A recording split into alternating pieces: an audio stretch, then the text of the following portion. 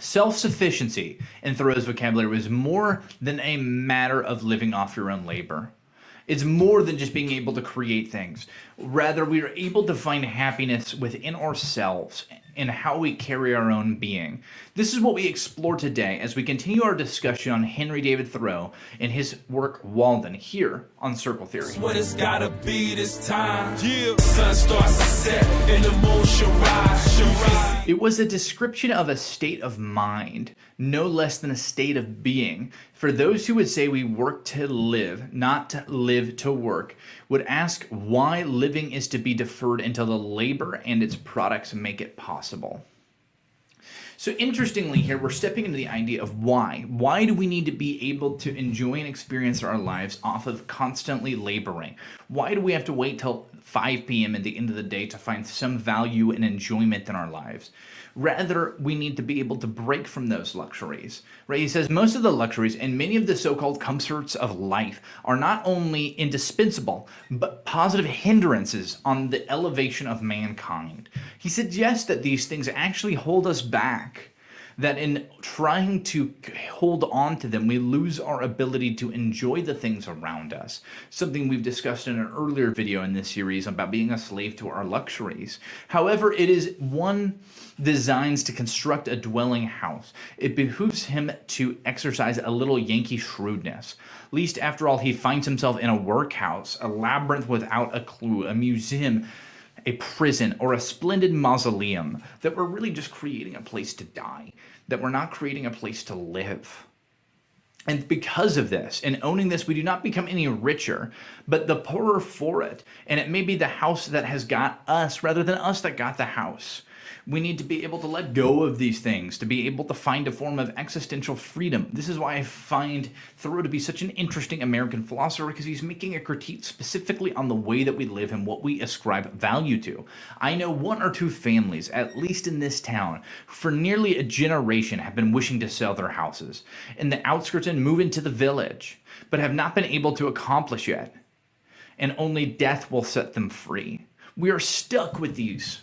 We're stuck with the mortgage in the house and the bills and the things, unable to be able to engage in the activities that we actually find amusement in, enjoy, and value.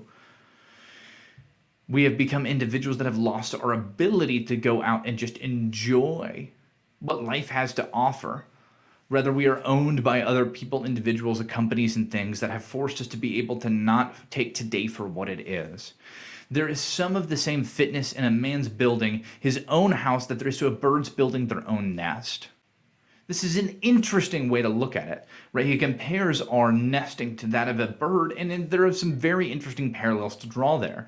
Who knows, but if men constructed their dwellings with their own hands and provided food for themselves, and families simply and honestly enough, the poetic faculty would be universally developed, as birds universally sing when they are so engaged. He's suggesting that we might be able to find the same harmony in life that the bird does if we were actually to construct our own dwelling. And this is something Thoreau did. He went and built his own cabin in the woods with his own tools and resources to live in.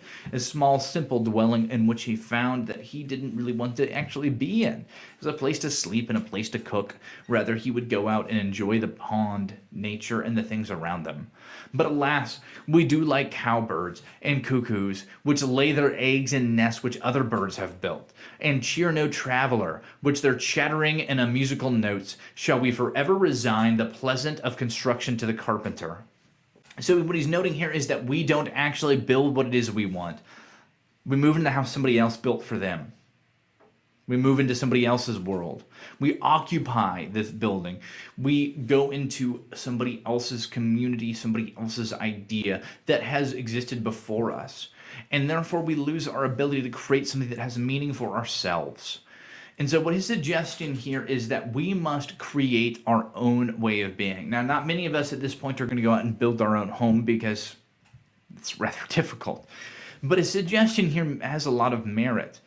That it is in going out and creating the things ourselves that we might actually find more comfort and value in them, rather than in trying to go and take something of somebody else's. I see this as a creative act, that we will find value in being able to make things ourselves. This is why I prefer cooking over going out to eat. This is why people like DIY. This is where we find value in being able to create something of our own.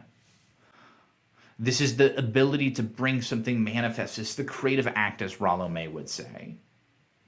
And so next week, we're going to wrap up the series as we talk about what it means to be an American hero, what it means to be the embodiment of Thoreau's ideas. So I hope to catch you next week here on Circle Theory.